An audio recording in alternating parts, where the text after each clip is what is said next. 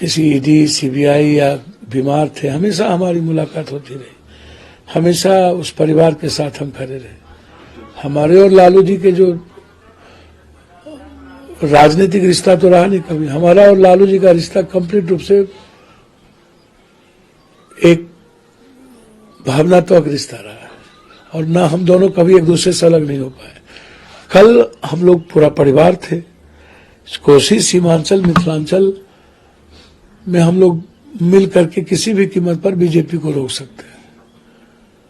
और जिस तरीके से 17 महीना तेजस्वी जी ने काम किया, एक विश्वास पैदा किया, राहुल गांधी ने जिस तरह दिल भी जीता, उम्मीद भी दिखाई लोगों को, लोगों में सपने भी हैं और विश्वास भी जीता, तो ये दुनिया का इतिहास है। राहुल गांधी जी का 6000 और 4000 ये वर्ल्ड रिकॉर्ड है।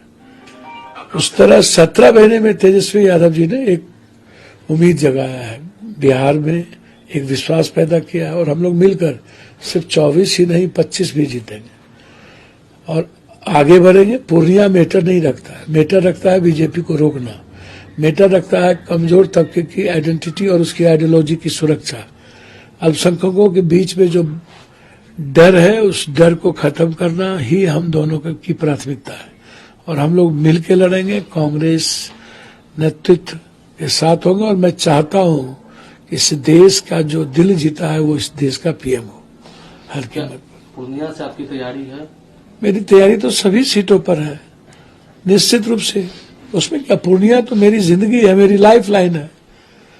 कोसी सीमांचल मेरी मिट्टी खून मेरी माँ है, पूर्णिया तो मेरी लाइफ लाइन है। मैं हर, वहां न कोई जात है, धर्म है, मजहब है, मैं हर लोगों के दिल में हूँ, हर व्यक्ति हर परिवार मेरे दिल में है।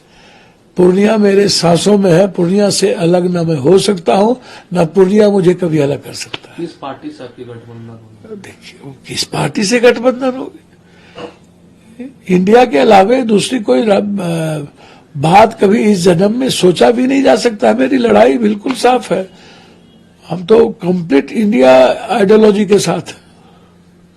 आरजेडी के साथ या फिर कांग्रेस, किस पार्टी में आप? भैया, इंडिया गठबंधन में न आरजेडी अलग है न कांग्रेस अलग है। आरजेडी से पारिवारिक रिश्ता मेरा है, था, रहेगा। और आरजेडी नेतृत्व जो आज तेजस्वी जी है, उनको आगे बढ़ाना ये मेरा दायित्व है। उनके साथ राजनीतिक और व्यक्तिगत और पारिवारिक रूप से खड़ा होना मेरा दायित्व है, और रहेंगे। तेजस्वी के भविष्य को कैसे देखते हैं? मैंने पहले भी कहा, मैं किसी का भविष्य बकता नहीं हूं, लेकिन उन्होंने जो विश्वास पैदा किया है वो बहुत बेहतर किया है। और मुझे लगता है मैं किसी के भविष्य के लिए नहीं, तेजस्वी जी, यदि मेरी छोटी ताकत होगी ना गिलहरी वाली, तो मैं तेजस्वी जी के नेतृत्व में 25 में चाहूंगा कि वो मजबूती के साथ सरकार बनाए।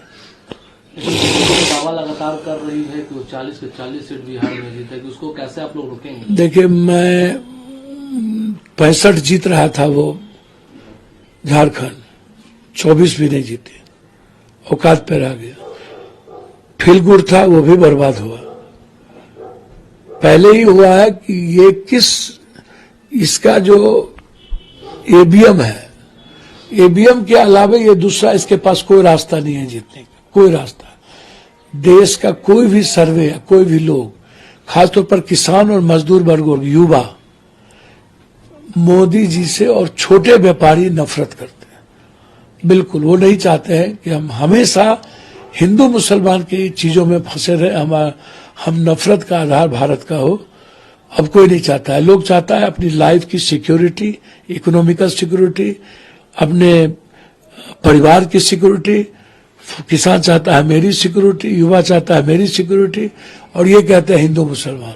इसीलिए देश में नरेंद्र मोदी जी और की जो राजनीति और वे है वो हिंदू मुसलमान की है।